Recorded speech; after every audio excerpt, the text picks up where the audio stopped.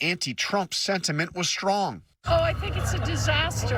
And he talks about he has a mandate. He never had a mandate. But so was the frustration with Democrats. How's the Democratic Party doing challenging this? They got to be a little tougher. We're being a bunch of doormats. Still feels like we're left stranded when everything feels like it's crumbling. Tour's Western swing, Sanders was joined by New York Congresswoman Alexandria Ocasio-Cortez. He has handed the keys of the federal government to Elon Musk and is selling off our country for parts to the richest people on the planet. More than 30,000 people showed up for their joint appearance in Denver. Look, as you know, when you run for president, you do a lot of rallies, and we've done a lot of big rallies. 32,000 people here is by far the largest rally I have ever done, and nobody's running for office. That tells you something. So what are you trying to accomplish with this tour? I'm trying to make it clear to the people throughout the world and throughout our own country that the American people are not going to sit idly by and allow Trump establish an oligarchic form of government where Musk and other billionaires are running our government.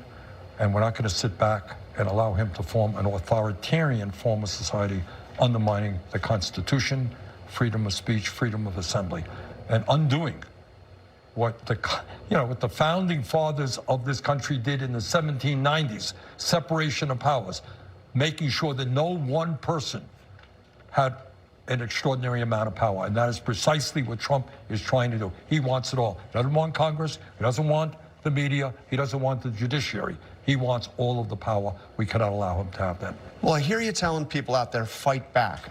What do you mean, though? How do these people, how do they fight back? Well, it's the question. We're working on it right now. But I think, first of all, coming here and showing the world that Americans are not going to sit back and take what Trump is doing is a good step forward.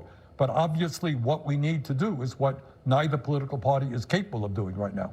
And that is develop a strong grassroots movement prepared to run candidates, prepared to stand up and question candidates, demand responsibility from their elected officials to stand with working families and not just the 1%. I've been covering you for a long, long time. I've heard you railing against millionaires and billionaires for a long time. Hey, guess what? Is it different? Turns out a few other people are catching on to that, right? Yeah. I have been talking for many years about this country moving toward an oligarchy. And I think anybody who is not dumb, deaf, or blind is seeing precisely what is happening. Trump's inaugural, right behind him, 3 wealthiest guys in America. You know, Lincoln talked about a government of the people, by the people, for the people. Remember? Well, we got a government of the billionaire class, by the billionaire class, and for the billionaire class. That's what we have. So we're about 60 days into the Trump era, the second Trump era. How would you grade the Democratic Party's response?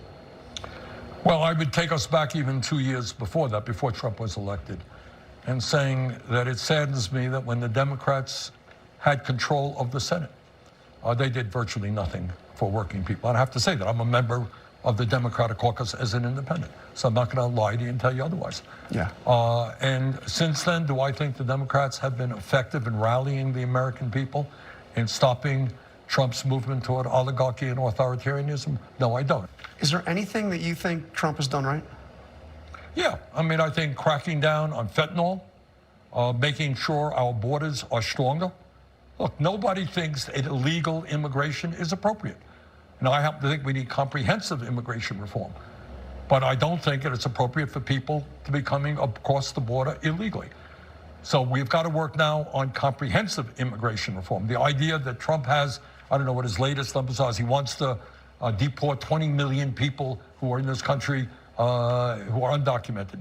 Well, you do that, you destroy the entire country, because I got news for you. Trump's billionaire friends are not going to pick the crops in California that feed us. They're not going to work in meat packing houses.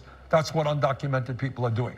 So we need a variety of programs, guest worker programs, but mostly comprehensive immigration reform. But you know, illegal immigration, it exploded under Biden, and it had been high for times under Trump as well, but it exploded under Biden, and nothing was really done until his last year in office when he was... Yeah, should have done much better, no argument. So realistically, Republicans controlled the House, they've controlled the White House, they control the Senate.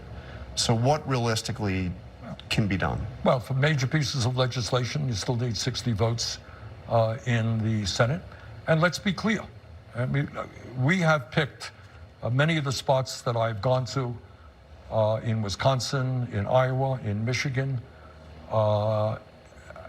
We chose them carefully. Yeah. And those are because they have Republican congressmen who won by small margins. Right now, I don't know what the number is. I think if 2 or 3 Republicans out of 200 and whatever it is, 18 or whatever they got, choose not to support giving tax breaks to billionaires and cutting Medicaid and education, we can defeat this big supplemental bill, the beautiful bill that Trump wants to see passed. So right now, what we're trying to do is put pressure on those congressional districts, demand that Republican Congress people sit down and talk to their constituents and explain why they think it's a good idea to give $1 trillion in tax breaks to the 1% and cut veterans programs, cut Medicaid, cut Social Security, cut education. You said that the passage of this bill, the continuing resolution, was a absolute failure of Democratic leadership. Who are you talking about? Well, Schumer is the leader of the party, and it should not have happened, period. No question about it. But, you know, when we talk about Democratic leadership, we're talking about the Democratic Party in general. You know, so look, there's been nobody more critical of Chuck Schumer than I have been, and not just on this thing. But the bottom line is not just Chuck Schumer. It's not just Chuck Schumer.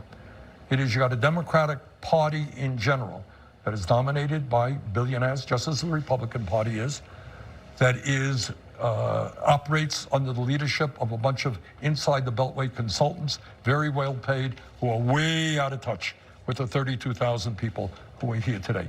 Ocasio-Cortez's criticism of Schumer has been harsher, fueling speculation she'll challenge him in the Democratic primary when he is up for re-election in 3 years. For his part, Sanders doesn't want to talk about whether or not Schumer should remain the Democratic leader in the Senate.